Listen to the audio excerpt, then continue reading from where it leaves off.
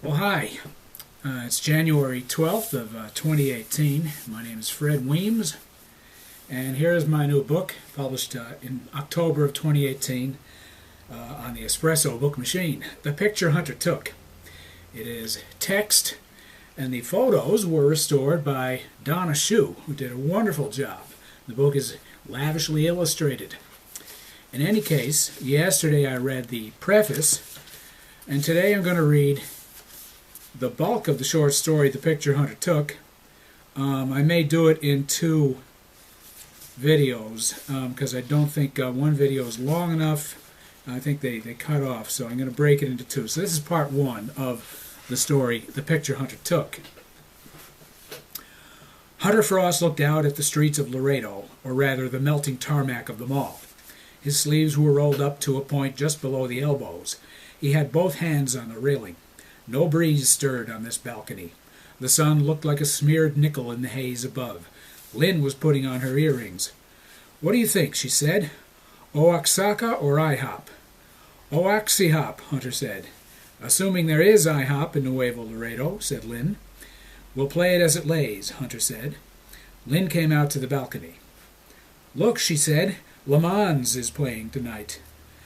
"Not a Joy and Courtney thing." "Well, you're probably right. We should go to bed early anyway. We have a big day tomorrow." Hunter looked at his watch without taking his hand off the railing. The watch face faced out from the underside of his wrist. "There's a 10:05 showing. No, we won't be back. The kids will be bored. Steve McQueen gunning his engine. But it's got a Legrand score." The phone rang. Lynn picked it up. Hunter had read that the cinematographer worked on A Man Called Horse. He wouldn't see a movie for a month. "They're ready," said Lynn. In the parking lot, Hunter pointed to the movie marquee. "The critics are pissing on that," he said. Fred looked up. "Le Mans," Hunter said. Fred laughed. Fred ran up to Bob. "The critics are pissing on that," he said. "Le Mans," said Bob. "Le Mans," said Fred. "It should be pissing in Le Mans, not on," said Bob. "Well, Hunter made the joke," said Fred. "It's just a pun." Hunter overheard Dan saying to Frank, "Have you heard about this new Kubrick project?" "I'm not sure," Frank was saying. "It's about British gangs." "Oh, I think Jimmy Donahue was saying something about it," said Frank. Julie was being admired by Joy. "Still adorable," Joy was saying. "Isn't she?" said Lynn. Hunter said to Courtney, "I'm thinking 2.5 hours tops in Nuevo Laredo." "I'm with you 100%, said Courtney Weems. "You ready, everybody?" said Hunter. "Oh, yes," said everybody. Hunter pointed. "It's a half-mile that way."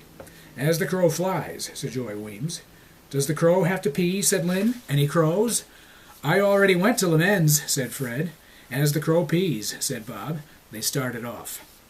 Just as Sanborn's travel guide had said, crossing over on foot for a stay of a few hours was cake. Courtney gave Hunter an appreciative smile after the Frosts and Weemses were waved through. "And the passports work," said Joy. 3 or 4 women in shawls sat against a building. "Chicles, chicles!" They had cardboard trays of gum. Hunter had a laminated card in his hand. "Café Oaxaca is about a block from here." They walked toward a busy intersection. Turning right, Hunter saw the sign for the restaurant. He went in to see about getting a table. He came back out. 20 minutes, he said. "Well, all right," said Lynn. Hunter went back in and came out again. "We'll wait out here. It's crowded." "Can I get chiclets from those ladies?" said Fred. Nobody answered. "I have a centavo," said Fred. "Can I get some chiclets?" "No," said Joy. "But they're in cellophane. I've never seen chiclets in cellophane." "We have to stand here 20 minutes, said Bill. "Get gum," said Hunter. "Hurry." Bill and Bob and Fred went around the corner. "Wait," said Joy. "Stay with me," she was saying to the boys. As Joy and Bob, Bill and Fred disappeared around the corner, Hunter looked around. Lynn and Dan stood patiently. Courtney and Frank stood passively. Hunter had put on a jacket before leaving the Best Western. He noticed Courtney had a jacket on, too. The street was filled with tourists in T-shirts and flip-flops. The sun had not quite gone down yet. "Fred," said Courtney, "will display a remarkable sense of novelty. He is going to read every gum wrapper out loud and will marvel that American products are made elsewhere than home."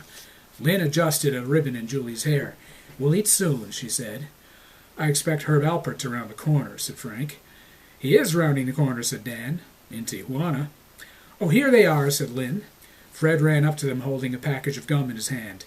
Look, he said, 4 chiclets in cellophane. There's no cardboard. It says H.O.N. Mexico.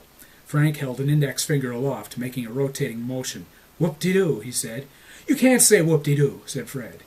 I can say it, said Dan. Whoop-de-doo. He held up his index finger and made the rotating motion.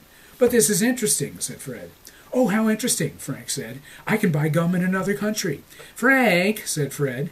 Hunter went inside. He came back out. Lynn, said Joy, would Julie like a chicle? Oh, I think she would. Julie, would you like a little gum? Julie nodded. S.H.O. in Mexico, said Fred. Whoop-de-doo, said Joy. Hunter went back in. He came back out. The table's ready, he said. The Frosts and the Wemysses went inside. They were 10 people in all. They were shown a table by the front window. They sat on hard-backed wooden chairs with leather seats. The children had bottles of Coca-Cola. How come all the bottles have wax paper around them? Fred said. He took the wax paper off. H.O. in Mexico, he said. Notice I pronounced the X as an H. Hunter looked out the window. It was too dark to see beyond the glass, which reflected 10 Americans. They hadn't been long at all in Nuevo Laredo. After crossing back, the 2 families settled into their respective hotel rooms. They'd start for the border early in the morning. The Wemysses in their Volvo and the Frosts in their Skylark. That's when it was going to take forever. Sanborn's guide says customs might take the car apart. It will be very different from last night's walk across, Hunter said to Lynn. They were both on the balcony again, looking at the sign that said Best Western and the one that said Le Mans. Lynn said, Courtney doesn't think it'll be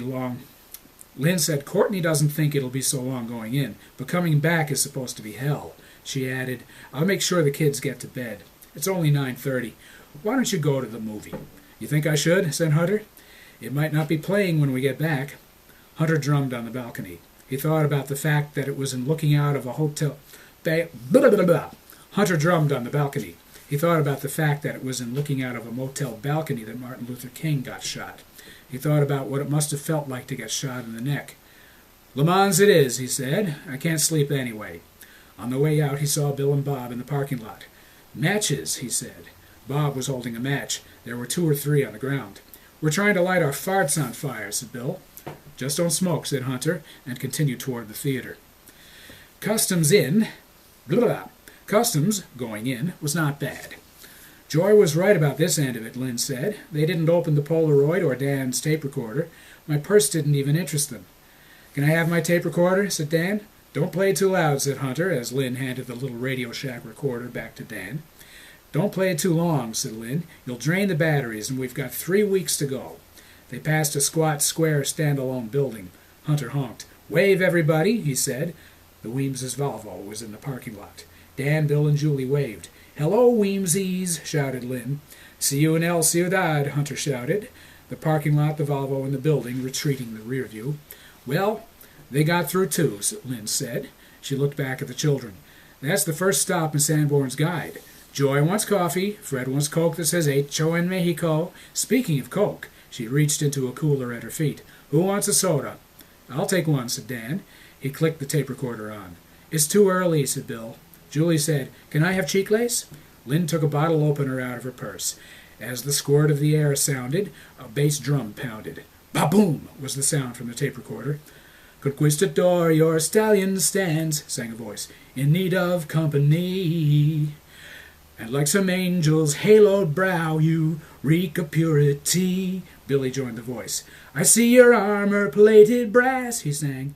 Armor-plated breast, said Dan. Brass, said Billy. No, said Dan. Listen to it. He shut off the tape recorder and started rewinding. Don't turn that off, said Hunter. Conquistador, your stallion stance, sang Billy. Stands, said Dan. Stance, said Billy. Ba-boom went the tape recorder. Conquistador, your... Why does he say conquistador, said Lynn. Procol Haroon is English schoolboys, said Hunter. It grates, said Lynn. Dan said, Courtney says Oxford used to fail students who said Quixote. That's true, said Hunter. You had to say Don Quixote, said Dan. Conquistador, sang Lynn.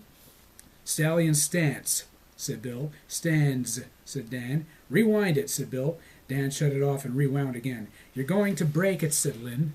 Conquistador, your stallion stance, sang Julie. That's right, Pookie, said Bill. Stallion stance.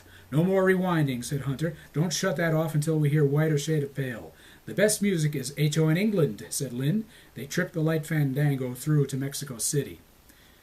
Okay, that's the end of this portion. Hope you can join me for the rest of it.